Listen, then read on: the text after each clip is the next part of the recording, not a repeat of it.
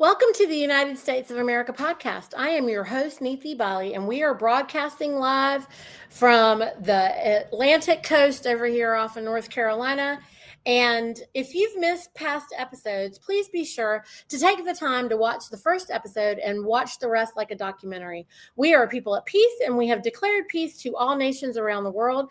This is not a marketing or a promotional channel, and we are shining a light on knowledge that is being hidden from you. We're sharing the truth about your birthright and your inheritance.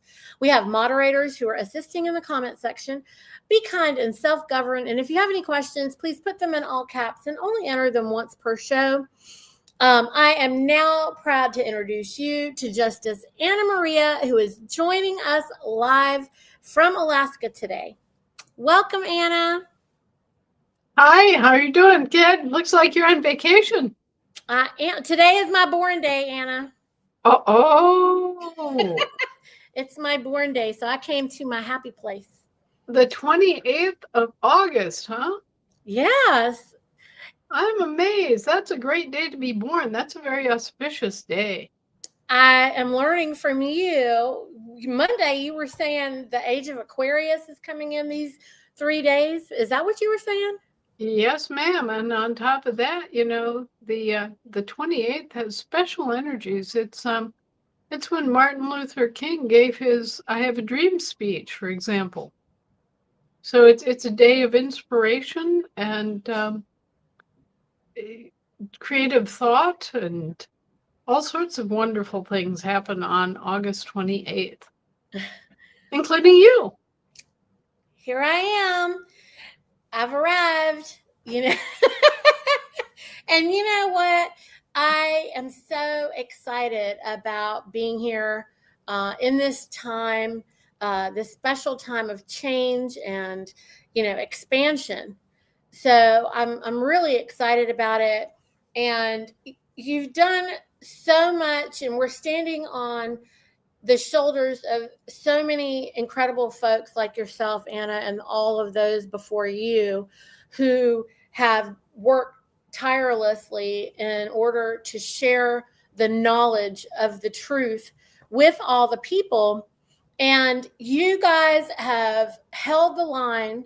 You've been, you said you left the door cracked and you have that beacon out there. Well, all those seeds are hatching, Anna. All those seeds are hatching. All the eggs are hatching. And on all the states, people are awakening more and more powerfully. I'm getting messages from everywhere, where people are listening back, or they're telling me first that they have these problems going on. And I'm referring them back to our July 4th episode. And I'm letting them, I'm like, pay attention to what Anna's saying. Like, we aren't leaving anybody behind. And there are a lot of folks who are believing that what they're doing is, for the good of all people. They've been lied to their whole lives. They have been forced into this compartmentalized space, and they aren't actually privy to the entire truth. And we're going to pull everybody out of the water.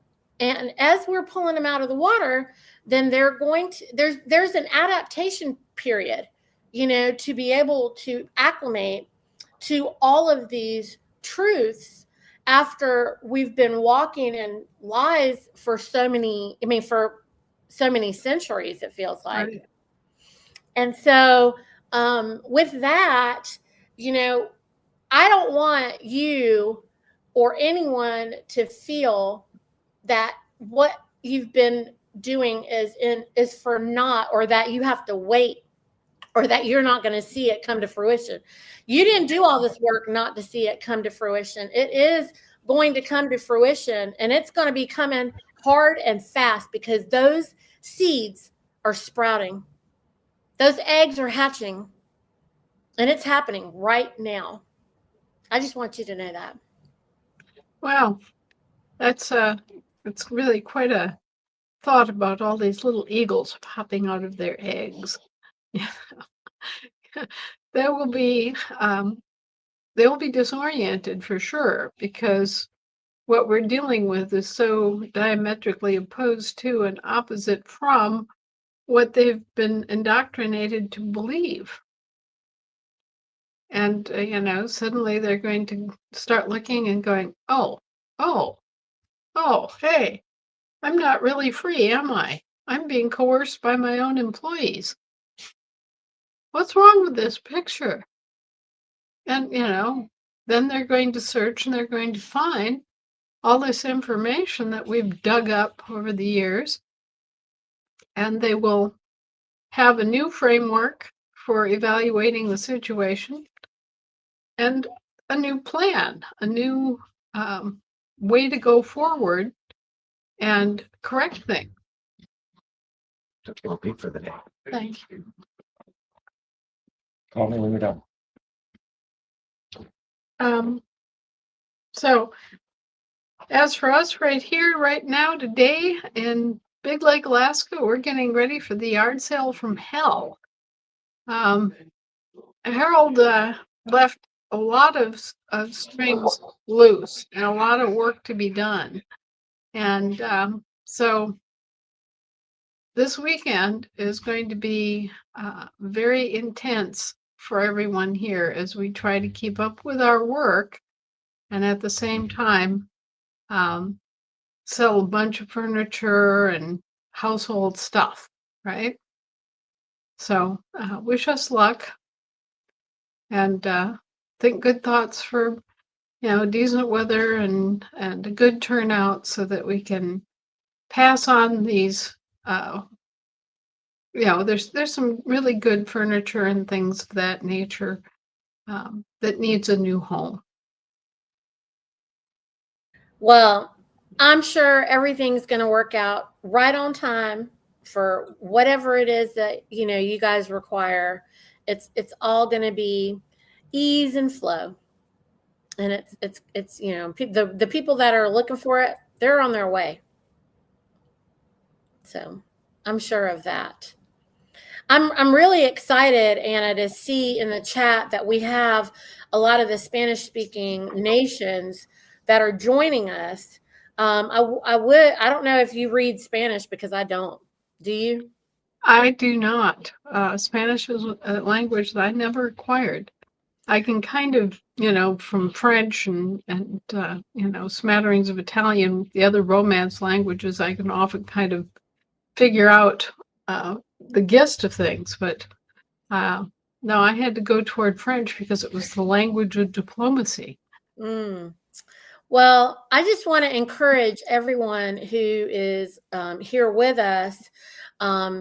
If it's possible for you to use the translator, one of the translator apps or something, to translate your questions from Spanish to English. I don't have the ability to do that as fast as I would want to be able to do for the show, like on the minute.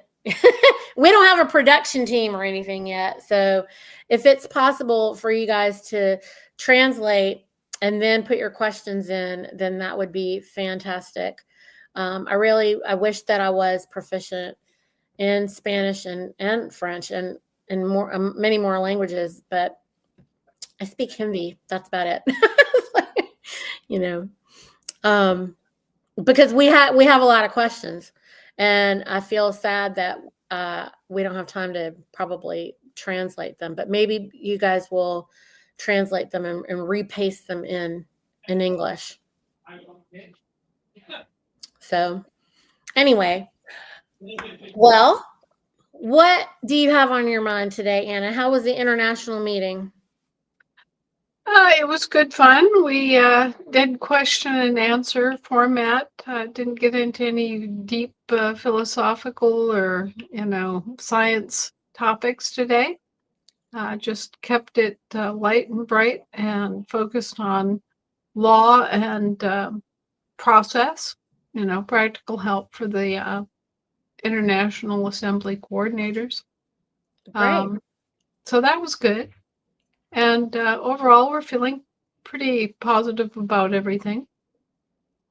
Well, yeah. I mean, I think everything's looking really good. How would you like to do this today? You want me to try to work through some of these questions? Because maybe while you're answering one, I can translate the next one and the next one. Okay, well, are they all in Spanish or do we Well, have? a lot of them are. So let me just see what I can figure out here.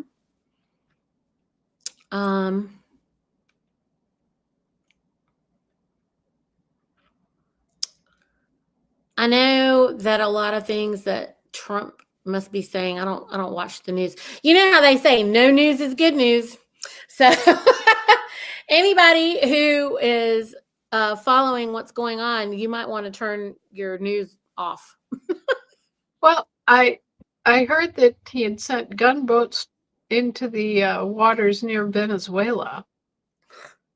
But, it's all this is crazy. It's all colonialist BS that should have been outlawed and I believe was outlawed long ago.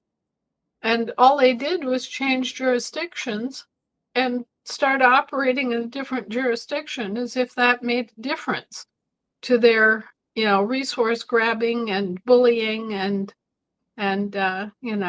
asset extraction and taxation and everything else that they've been doing that's illegal, confiscation. These people are criminals and they just need to be treated like criminals. Yeah.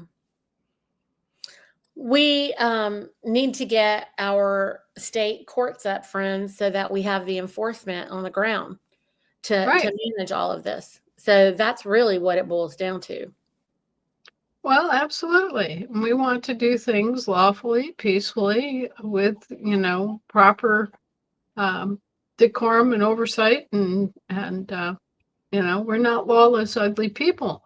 But on the other hand, we have had a lawless, ugly, administration here for 160 years. So we want to make sure that we have things in place so that we can actually deal with crime. We do not have what we need to deal with entrenched institutional crime. So we're going to have to build that and build it rapidly. Okay, so I am unable to grab any of the questions out of the chat to be able to even paste them into a translator. And so I am so sorry, friends. You're going to have to translate things in English for us. Otherwise, we literally have so many questions in Spanish. And I feel really sad. I wish that there was a way to fix it, but I don't have that. Well, shoot. Habla inglés? Yeah, please. Well, Malik, I just want you to know that the way that the banks work is on a QR code, and all of those things that you're talking about you can use QR codes to pay for everything. Guys, like how you go to like Starbucks or Walmart or anywhere, and you can use a QR code on your phone to scan at the scanner and pay. That's exactly how it's going to work, and it'll take care of whatever it is that you need. And there was somebody asking about a passport. You need to follow the Copper Moonshine way to do that, so that you comprehend properly how to avoid claiming U.S. citizenship, because Anna, it's so funny. Everybody's always so busy trying to get the passport. And, it finally occurred to me probably, I don't know, 6 months ago, what you keep saying about why passports or anything doesn't matter. And I think it would be interesting to talk about that today too. I've been telling everybody, I'm like, the only way to identify someone is when you identify them out in the wild. Like when I met you, for real, that was the only time I could actually identify you. I identified you in the wild because you're not like a piece of paper or a stack of documents or a credential card or a passport. And what the de facto wants, what the corporatocracy wants, you guys, is for you to agree that you are this piece of paper, because they can only talk to the piece of paper. They can't really talk to you. Isn't that right, Anna? Right, right. They've created a fictional world, and they've tried to create fictional characters named after us. So think about a novel where, say, a Jane Austen novel or a, Ernest Hemingway, or, you know, think of any novel that you can think of, Moby Dick. Okay, so in their fictional world, they have characters named after us. Literally, this is true. This is crazy, but it's true. Many years ago, I wrote away to the IRS and I asked for my master file under a Freedom of Information Act request. And I also asked for the code book, because you have to decode this just like Buck Rogers, right? So here it comes in the mail, a code book and my master file and my husband's master file from the Internal Revenue Service. Well, imagine our amazement when we found out that there was another Anna Maria Reisinger who was engaged in running a rum distillery in Barbados, and another James Clinton Belcher who was running guns with Ollie North in South America. And all this is going on without our knowledge. We're just sitting here in Big Lake, Alaska, right? But according to the IRS, there were these two desperado type characters. They're, doing these other things in other parts of the world.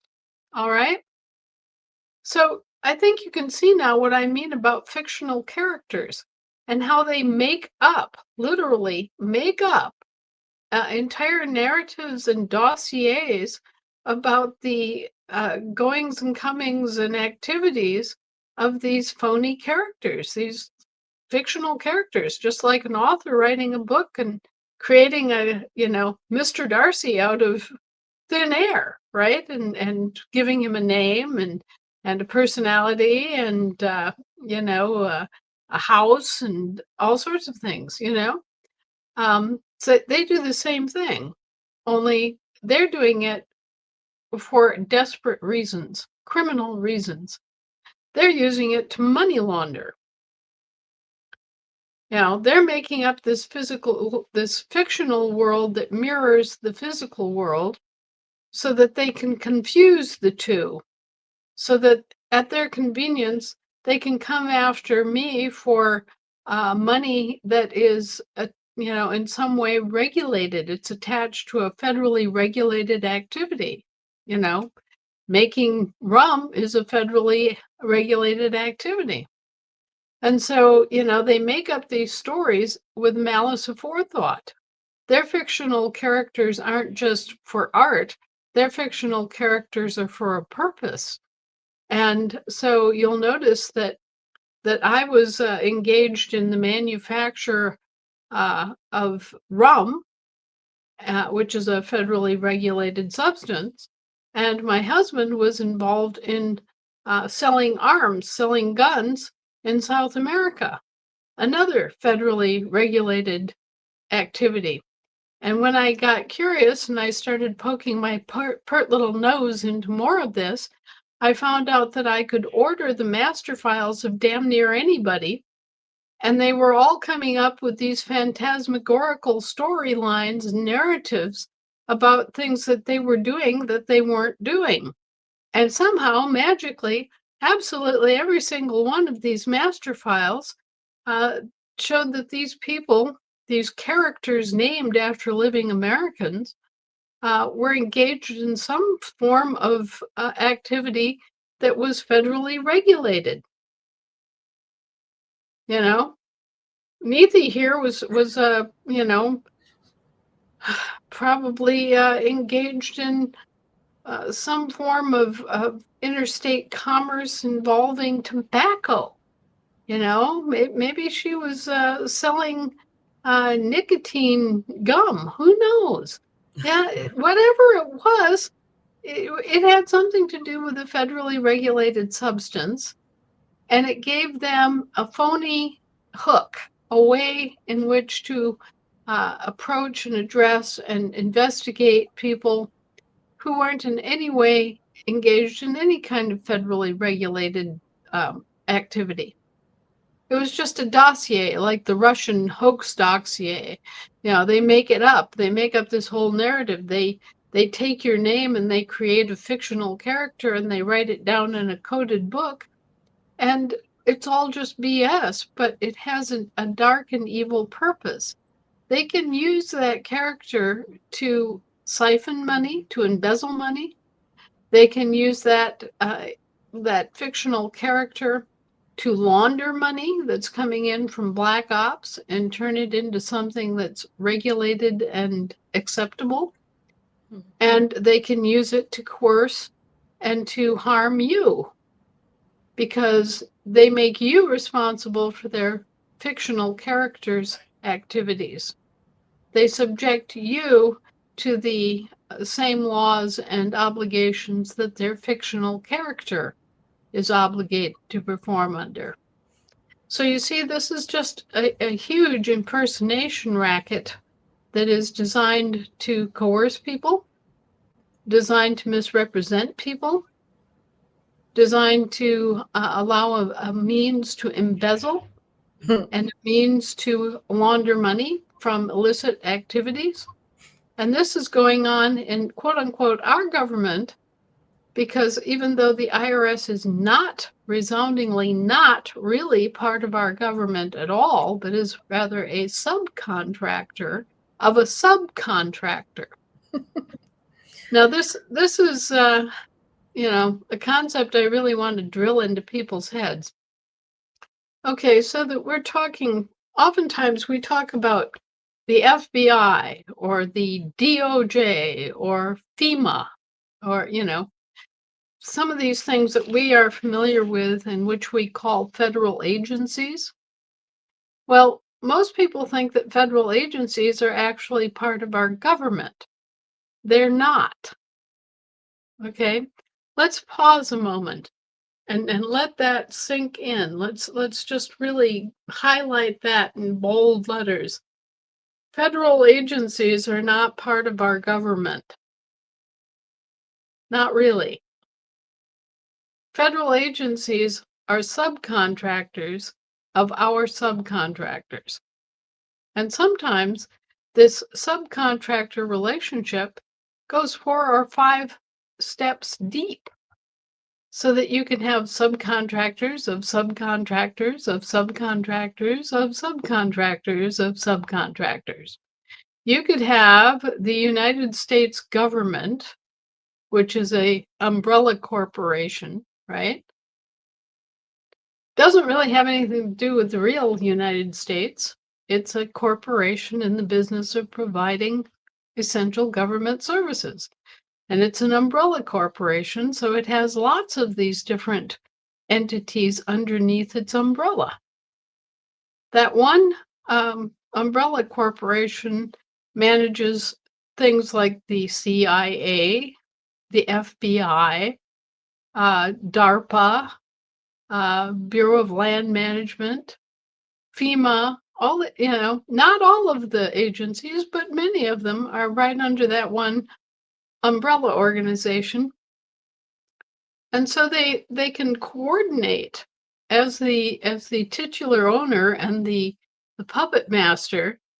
The United States government incorporated, which is a private corporation, it's an umbrella corporation with all these other corporations underneath it, can work a joint deal between the FBI and the CIA, or a joint deal between FEMA, the FBI, and the CIA, all three.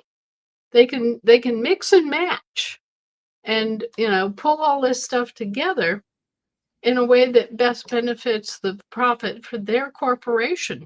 and forget about you, the taxpayer, who's supporting all of this nonsense. Okay, so you've got the United States Incorporated, right? Then you've got the United States Government Incorporated. Then you've got the CIA Incorporated. You've got the BLM Incorporated. You got the DOJ Incorporated. Yeah, all of these are subcontractors of subcontractors of our subcontractors. All right, so at each successive level down, you wind up with a situation where the step above doesn't know what the step below is doing, the step below doesn't know what the step above is doing. And so what it does is it gives the higher ranking cogs in this structure plausible deniability. So this is the compartmentalization of the corporatocracy that is Right. equivalent to the way they compartmentalize healthcare, friends. Because when they make you go see the heart specialist or the brain specialist or the arm specialist or the leg specialist, and no one knows what's going on. Right. You know, and this is how they like to operate, is in this chaos and confusion. And we are done with evil and chaos and confusion. Because logically, for us, the people who are alive and of substance and living, we know that, guess what? My arm is connected to my torso, which is connected to my leg, which is and everything that we do to one part of our body affects the other part of the body. And in the same way, this is what's happening on all levels of this corporate government franchise. The problem is that they don't all talk to each other. And so therefore, and it's done on purpose so that those big guys can manipulate all the chess board pieces on the table, basically, right? Right.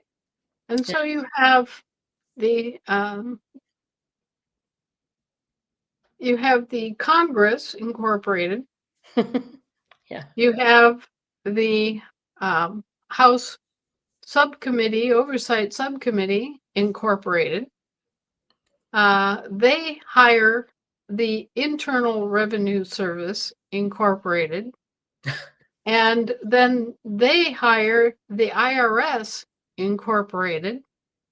The IRS makes all this unholy garbage up about you and makes a dossier and a master file about a totally fictional character that's named after you. Then if they come after you, they don't have any enforcement at all. They've never had any enforcement provisions. There's no positive law related to the IRS. So what the IRS is just basically a commercial corporation like Wendy's Hamburgers Incorporated, right? And so using their fictional diatribe, their narrative about you, they misaddress you on purpose, the living American who knows nothing about any of this ridiculous fraud scheme. And they claim that you have income in excess of $1 million. Well, what are they talking about? They're talking about their character. Their made-up legal fiction made $1 million last year, and they want you to pay their taxes on that laundered money. Okay, so just put this in perspective from what I've told you. According to them, Anna Maria Reisinger was running a rum distillery in Barbados. Well, maybe she made $1 million last year, right? And so they come and they accuse me of having made $1 million and owing them taxes on $1 million. Mm-hmm. And I say, the hell you beller, who are you talking to, right? And it's all fictional, it's all BS, and yet they have this dossier that they will take to a judge and say, look here, Judge, here, here she was working in Barbados and was making this much an hour, and then they got all this other stuff, and then she embezzled some funds that were supposed to be paid to us, and blah, blah, blah, blah, blah, blah, blah, blah, blah, blah, blah, and it's all and bullshit. it's not even you. They're not even addressing you. They're addressing your piece of paper, the Anna that's on the piece of paper, which isn't even you. Hey, guess what, Anna? So look at, we have such amazing people. They are translating stuff for us. Look at this. Okay, thank you so much, Iowa Assembly. So once all the documents have been submitted to the global family group, what is the next process? So what's happening is, Anna, the Mexicans are uploading, their documentation, and they're recording on global, which is good. That's what we want, right? Mhm. And they're asking, first of all, Mexico wants to know, wait a minute. Mexico wants to know if they get relief too, and I think the answer is yes. Yes. And then Mexico is putting their paperwork on global. Good. Mexico wants to know if they have a coordinator or a contact. Well, okay. Coordinators are volunteers that step up from your particular area, and say, okay, we're getting assembled in Guadalajara. Okay. And they're volunteers, and they train and they learn, and then they are going to have to look at Mexico's unique laws and history to see how this system affected Mexico. And so some of the things may be in common, some may be different. Okay. Every country is different. But what is true is that every country has, to a greater or lesser extent, been impacted adversely by the current criminality that has basically come very close to taking over the world. And so there are provisions made where everybody gets relief and everybody is enabled to access bank services, and everybody can trade freely again. We haven't been able to engage in free trade for 150 years. And that's really too bad, because all these manipulations have related and resulted in a world that is as phony as those IRS narratives. So, we have a situation where each country needs to take back their land jurisdiction.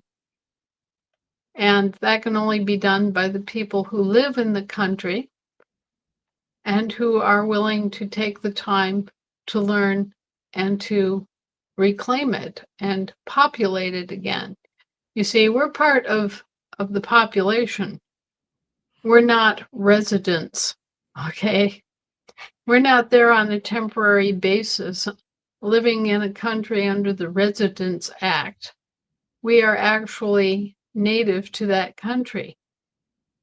And so, anyway, we are responsible for reclaiming and populating our country and providing ourselves with a viable government. And we have the guarantee to be able to do that. We just need to exercise it.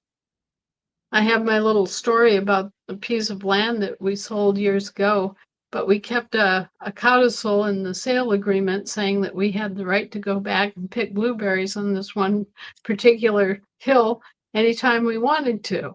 Okay. Well, I may have the right to go pick blueberries up there, but I still have to get motivated to put on my boots and grab my pail and stomp up that steep slope, right? I have to go actually pick those berries. It's the same with us. We have the right to self-govern. We have the right to a constitutional government. All those things are provided for, but if we don't exercise the right, then it might as well not exist.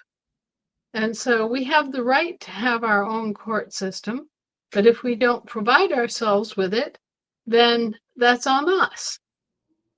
And a large part of the problem here is that nobody told us that the courts were being unlawfully converted and hijacked and taken into a different jurisdiction. And therefore, we needed to respond by creating our own court again and lawfully converting everything. You see. Right. Look, friends, okay, so Anna, you said that we have to, you needed to establish when you were first starting the process here, even on America, that the natives were still populating the land on all of the states. Can you kind of share that story with them? Because then it might help them realize, I mean, obviously, I think that it's obvious to most people that the Mexicans are natives of Mexico. Right. Right. Yeah. And, everyone who has been born here on the land and soil is native to this country. We're just using the word native in multiple ways or senses. We do have 248 native nations. Yeah. And, we cohabit the planet with these 248 nations, and we have 50 states. And each state is a nation. So if you really want to think about it, we've got 300 nations all living here in the same basic space. And so, yeah, but everybody who is born here is native to this country. Or whatever land it is that they were born on, right? Right. Well, right. Exactly. Yeah. People born in Mexico are Mexicans. People that are born in Chile are Chilean. People born in Peru are Peruvian. People born in Spain are Spanish. We take it a little bit step further because what we think of as our country, this large landmass called North America, is, kind of patchworked into 50 states. And those states are each nations. They're nation states. So we also have Wisconsinites and Floridians and Virginians. I'm going to have to put this dog out. Okay. He has a collapsed esophagus because he's so old, and he will act like this for an hour. So. Okay. Yeah, no, it's fine. Okay, friends, I want to make sure we hit all of these questions. So I'm seeing, first of all, you wanted to know, Timothy, the international. Oh, do we have to ask her about the Germany thing? Hang on one second. Before that, I wanted y'all to know that Tony is doing these international meetings, and his YouTube channel, I'll paste it below so you can know what it is. Yeah. But he's like really working extra hard and editing all of his meetings, which makes it take longer for him to post them, because I think he's just a little bit extra. We love Tony. Tony wants those videos to be perfect, and I think hopefully he'll just get over it and just publish them, because we just want to see the meeting. But he wants to make it an incredible production, and he does a beautiful job with the way that he does do it. But I think that getting the information to everybody is a little bit more important. Anna, do you know if we have a contact on Germany? We have several. Okay. But because of the nature of Germany itself and Germany's history, they, like us, have essentially different states. Okay, so you might have someone from the former Kingdom of Prussia, okay? But then you also have you have the electorate of Schleswig-Holstein, or, different places have their own unique history and their own governmental customs, right? And so they're all a little bit different over there. There isn't this massive conglomerate called Germany. Germany is a fiction on a scale of Great Britain. Okay. So the people that we tend to talk to about land issues are dealing in the smaller principalities, which is where their land jurisdiction was largely vested, with the exception of, a few major states like the Kingdom of Prussia is a major separate state in its own right. And then you have a lot of little postage stamp principalities that you wind up working with. But anyway, yeah, there are quite a few chapters in Germany, Switzerland, and Austria where people are taking back their local governments and their land rights, which are then, it's all attached to land and soil. Is there a list of the assemblies around the world like that we can refer them on TASA? I don't think I've seen them on TASA, but maybe they're there and I'm just unaware of it. Well, there are some. I don't know how many at this point. Yeah. That's a good question to kind of get caught up with Terry.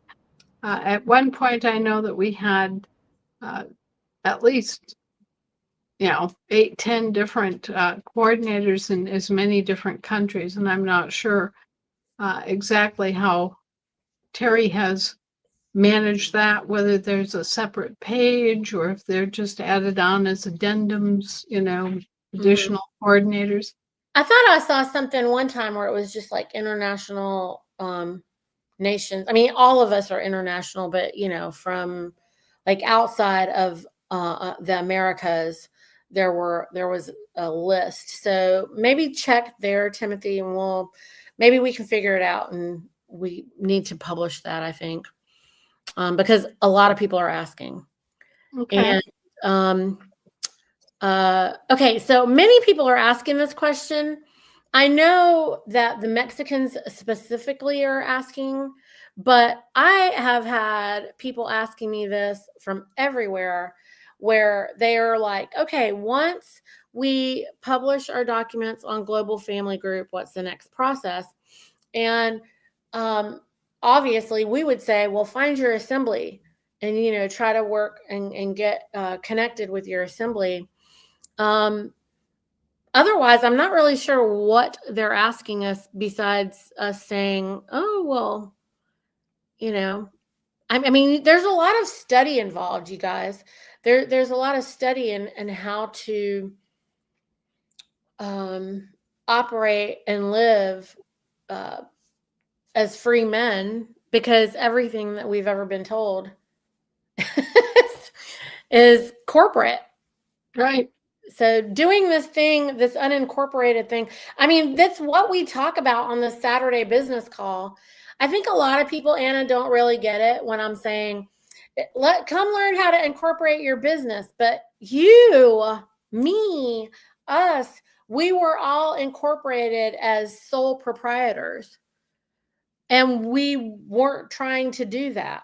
So what they did, y'all, is they took a living woman or a living man and they turned us into a soul, SOLE, like from the sole of your foot on your birth certificate, sole proprietor, or from your soul, your soul was sold into this sole proprietorship. And so that's what we talk about on Saturday, is all the different things that we need to now consider as we walk forward. What do you think, Anna? What do you want to say about that? Well, I think the next process is actually getting your ID, your credential card. Okay, that's the next thing that should happen once you have submitted to the documents to the Global Family Group. You'll get a an identification card, a state credential card, and they are compliant with all of the ID card requirements that have been developed and are now part of the requirement for the global system that exists. But they're also your pass into the GFG network. So it's important to get your credential card because you can use that in some cases to do things that you need to do. And you can use it instead of a driver's license, for example. It's a good database. It's public. It's maintained. And so I would say first and foremost, after you've submitted your information, is to get your credential card secured. And once you have your credential card secured, take a little time and think about the 928 article on www.annavonreitz.com. Go to Article 928 and look at the documents that are posted there, because if you have children, you may want to additionally post and publish a claim of your children. Mm-hmm.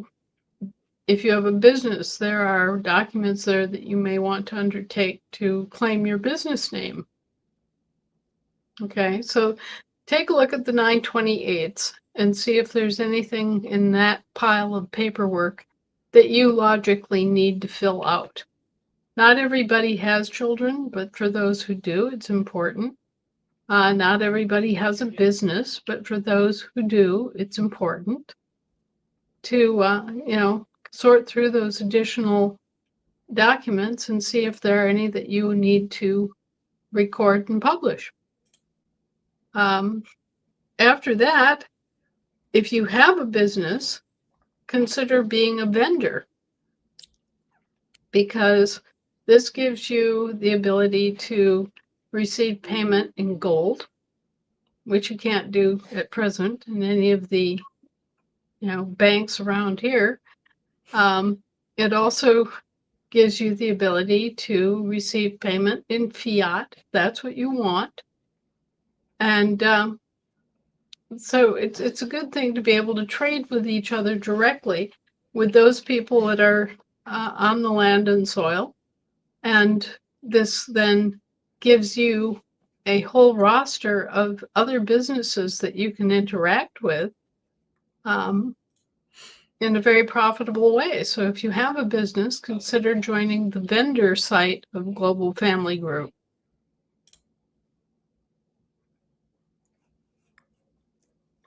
There is so much research to be done at Anna's website.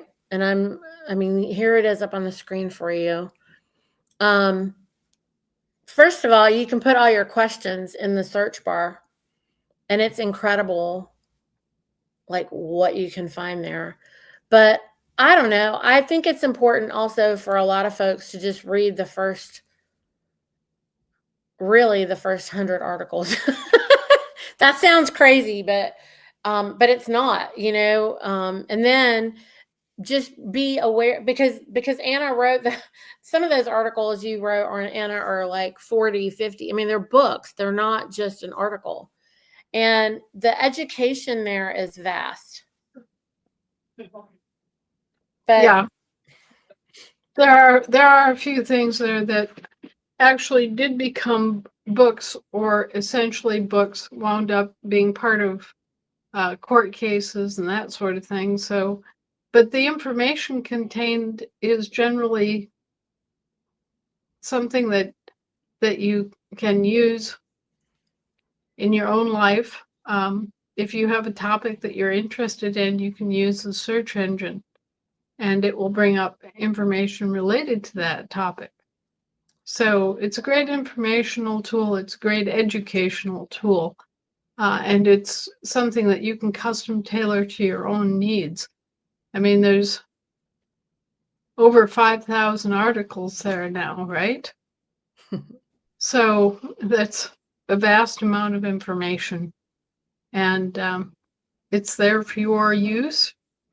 It's there to help you, but you have to make the effort to go to the website and use the search engine to find the exact information you're looking for. Yeah. Please talk about this, Anna. Everybody is stuck on this whole trust thing, but I thought we don't really trust these people. Well, yeah, okay. The only trust that we as living men and women typically have a use for is a last will and testament.